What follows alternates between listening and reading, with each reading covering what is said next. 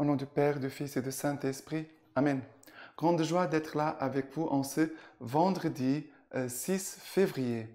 Je rappelle chaque vendredi cette importance de la prière, de l'intercession et l'offrande de nos petits sacrifices et jeûnes pour ceux qui souffrent, qui sont dans les épreuves. Soutenons nos frères et sœurs souffrants. D'accord? Et la première lecture dans ce vendredi, c'est Ecclésiastique, chapitre 47, à partir du verset 2. Comme on prélève la graisse du sacrifice de communion, ainsi David fut choisi parmi les Israélites.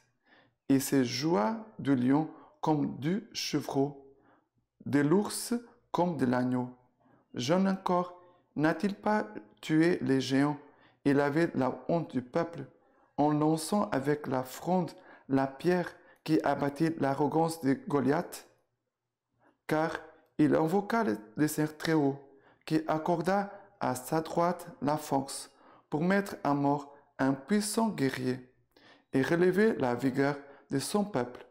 Aussi, lui a-t-on fait gloire de 10 000 et l'a-t-on loué dans les bénédictions du Seigneur, en lui offrant une couronne de gloire.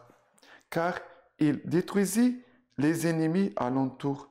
Il anéantit les Philistins, ses adversaires.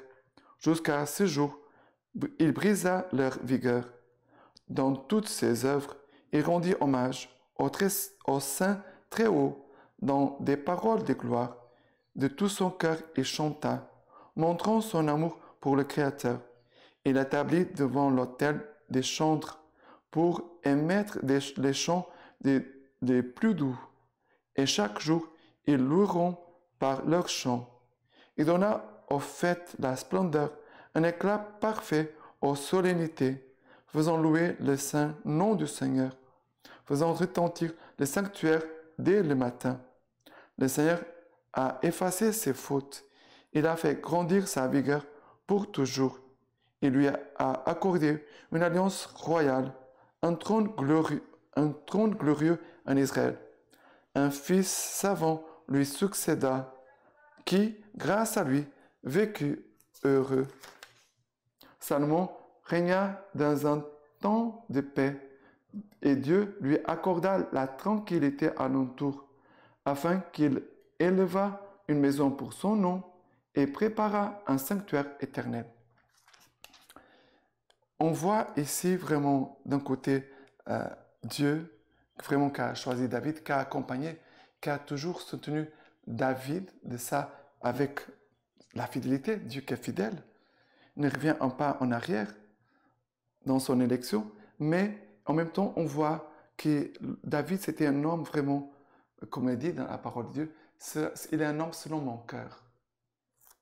Parce que vraiment, il invoqua le Seigneur très haut, qui accorda à sa droite la force. Après, il dit ici, aussi, lui a-t-on fait gloire de 10 000 et l'a-t-on loué dans les bénédictions du Seigneur. Mais qu'est-ce qu'il va faire? Il va détruire les ennemis. En toutes ses œuvres, il rendit hommage au Saint très haut dans des paroles de gloire. De tout son cœur, il chanta, montrant son amour pour son Créateur. Il établit devant l'autel des chantres pour émettre les chants les plus doux. Voilà, nous voyons vraiment que David, c'est cet homme qui est un cœur reconnaissant envers Dieu. C'est un homme qui craint Dieu, qui vraiment a un cœur qui aime Dieu et qui veut vraiment bénir Dieu de tout son cœur. Et non pas seulement lui, mais tout son peuple. Que Dieu soit chanté, loué, sans arrêt. Voilà, Seigneur, il dit ici, le verset 11, le Seigneur a effacé ses fautes, il a fait grandir sa vigueur pour toujours. Voilà.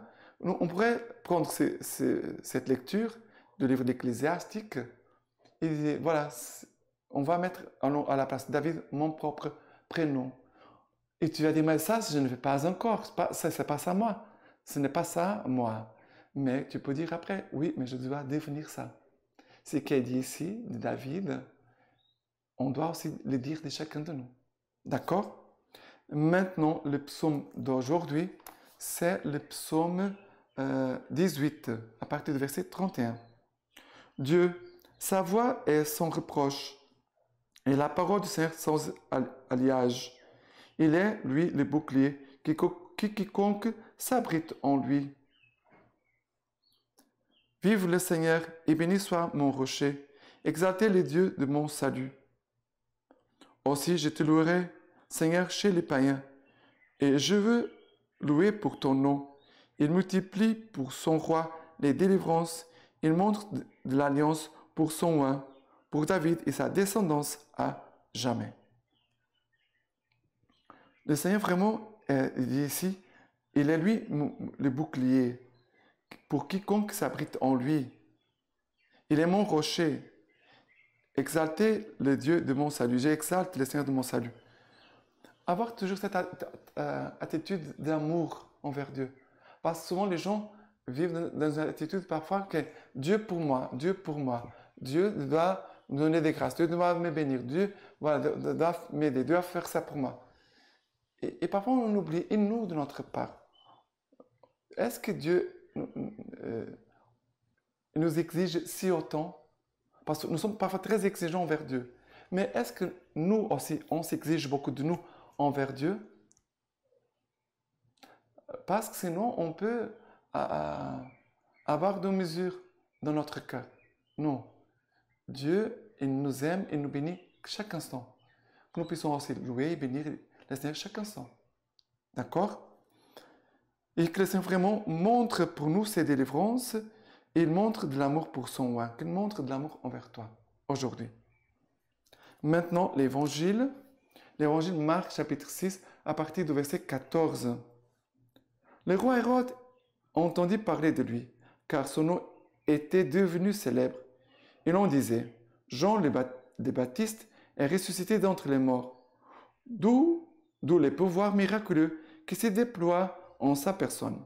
D'autres disaient, c'est Élie. Et d'autres disaient, c'est un prophète comme les autres prophètes. Hérode donc, en ayant entendu parler de Jésus, disait, c'est Jean que j'ai fait décapiter, qui est ressuscité. En effet, c'était lui, Hérode, qui avait envoyé arrêter Jean et l'enchaîner en prison, à cause d'Hérodiade, la femme de Philippe, son frère, qu'il avait épousée. Car Jean disait à Hérode, il n'était pas permis d'avoir la femme de ton frère. Quant à Hérodiade, elle était acharnée contre lui et voulait le tuer, mais elle ne le pouvait pas parce qu'Hérode craignait Jean, sachant que c'était un homme juste et saint, et il les protégeait. Quand il l'avait entendu, il était fort perplexe, et c'était avec plaisir qu'il écoutait. Or, 21 jours propices, quand Hérode, à l'anniversaire de sa naissance, fit un banquet pour les grands de sa cour, les officiers et les principaux personnages de la Galilée. La fille de la dite Hérodiade entra et dansa. Elle plut à Hérode et aux convives. Alors le roi dit à la jeune fille, demande-moi ce que tu voudras, et je te le donnerai. Et il lui fit un serment, tout ce que tu me demanderas, je te le donnerai jusqu'à la moitié de mon royaume. Elle sortit et dit à sa mère, que vais-je demander? La tête de Jean le Baptiste. Dit celle-ci, rentrant aussitôt en hâte auprès du roi, elle lui fit cette demande. Je veux de tout de suite, que tu me donnes sur un plat la tête de Jean le Baptiste. Le roi fut très contristé, mais à cause de ses serments et des convives, il ne voulut pas lui manquer de parole. Et aussitôt, le roi envoya un garde en lui ordonnant d'apporter la tête de Jean. Le garde s'en alla et le décapita dans la prison. Puis il apporta sa tête sur un plat et la donna à la jeune fille, et la jeune fille la donna à sa mère. Les disciples de Jean, l'ayant appris, vinrent prendre son cadavre et le mirent dans un tombeau. On voit ici Jean le Baptiste, fidèle à la volonté de Dieu. Jean le Baptiste, il est fidèle à la vérité. Il est vrai. Et il va dire des paroles au roi Hérode qu'il n'aime pas, et surtout c'est Hérodiade, ce n'est pas son épouse, on ne peut pas dire son épouse parce qu'elle ne pouvait pas se marier avec la femme de son frère. C'était sa petite amie, je ne sais pas si je peux dire comme ça. Mais Hérodiade avait la haine et voulait tuer. On doit veiller à qu'est-ce que tu as dans ton cœur. Si tu as de la haine, attention pour ne pas tuer personne. Non pas seulement physiquement, mais aussi dans ton cœur et aussi même dans les paroles, dans les attitudes. Attention. Mais dit que le roi aimait beaucoup écouter Jean le Baptiste. Il aimait. Ça veut dire que dans le roi, il sentait que cet homme c'était un homme de Dieu. Hérode savait que Jean le Baptiste était un homme de Dieu. Et la parole ici, l'évangile nous dit qu'il aimait, Hérode aimait écouter Jean le Baptiste. Mais, en moment difficile, ça veut dire, il avait fait un serment, il avait bu, et la parole de Dieu dit que le roi était triste. Le roi fut très contristé. Mais à cause de ses serments et des convives, il ne voulut pas lui manquer de parole. Pour Dieu, on peut manquer. Parfois, il y a des gens, pour Dieu, peuvent manquer de parole. Mais envers les hommes, ils ne veulent pas. Pour Hérode, qui était le plus important? Dieu ou les hommes? Les hommes. C'est là où il s'est perdu. Hérode s'est perdu parce que sa vie n'était pas centrée sur Dieu. Sa vie était centrée sur les hommes. Maintenant, du document, les dons de la fidélité, la joie de la persévérance. Nous sommes au numéro 63 qui parle de la séparation de l'institut. Il nous dit ceci. Il est urgent surtout, au niveau de la formation initiale, de redécouvrir le sens et les implications d'une tradition religieuse. Alors, c'est important de redécouvrir le sens et les implications d'une tradition religieuse. La discipline. Ici, c'est la discipline. On doit être formé dans la discipline. La discipline, ce n'est pas faire de l'autre un esclave. La discipline, c'est notre règle de vie. C'est notre règle de vie, avec ses exigences. Ce mot rappelle à la fois l'exercice assidu de l'apprentissage à l'école de l'Évangile. Voilà. Règle suprême des consacrés. Et l'exercice de la conversion qui assure la cohérence effective du disciple dans la fidélité aux engagements, vœux ou autres liens sacrés, pris le jour de la profession ou de la consécration. On peut dire que la discipline, même dans son sens traditionnel, signifie se former à la cohérence et ne pas subir un conformisme mortifiant. Nous sommes des disciples appelés à la liberté et à rendre crédible la liberté de notre choix de vie. Dans la vie consacrée, l'engagement à la cohérence se forme aussi à travers la conscience de ses devoirs, une conscience enracinée dans les motivations qui guident et accompagnent notre fidélité dans la persévérance. Une pratique des devoirs qui n'est pas animée par des motifs évangéliques, il dit, une pratique des devoirs qui n'est pas animée par des motifs évangéliques enferme la vie consacrée dans un horizon privatisé, lorsque la privatisation n'est pas ouverte et confrontée aux difficultés de la vie quotidienne et aux difficultés des relations avec les frères et les sœurs.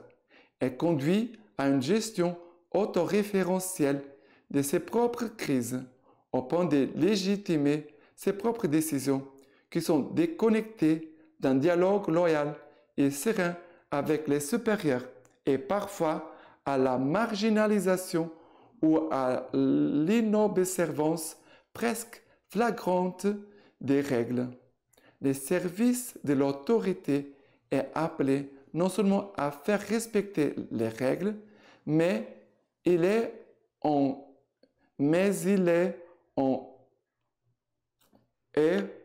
aussi le garant auprès de l'Institut et de l'Église. Et surtout, il en promeut le respect afin de sauvegarder les témoignages fidèles de tous. Tout cela s'accomplit aussi par la justesse dans l'application des procédures, des parcours à respecter, non pas comme des simples fonctionnaires, mais dans la conscience qu'ils sont des moyens pour protéger les devoirs et les droits de tous. Frères et sœurs, supérieur et formateur. Voilà.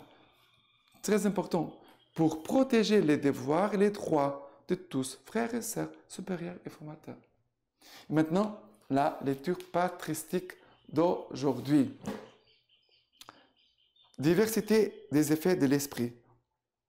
Ceux qui ont été dignes de devenir fils de Dieu et de renaître de l'Esprit Saint, qui ont en eux-mêmes le Christ pour les éclairer et les réconforter, sont guidés par l'Esprit Saint selon des voies diverses et variées, invisiblement dans leur cœur, et sont animés par la grâce et demeurant dans le corps spirituel.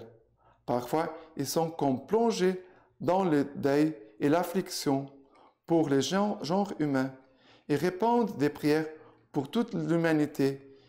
Ils se livrent à la tristesse et aux larmes parce que l'Esprit Saint, l'Esprit, les embrasse d'amour pour tous les hommes.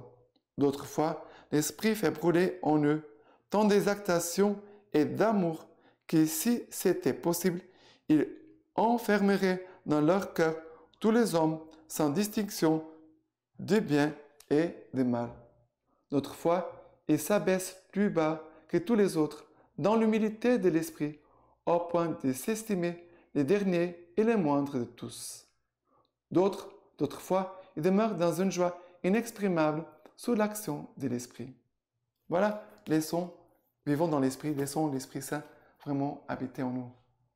Et maintenant, je vous laisse la bénédiction par les mains toutes pures de la Vierge Marie. Que les Dieu Tout-Puissant vous bénisse et vous garde, le Père, le Fils et le Saint-Esprit. Amen.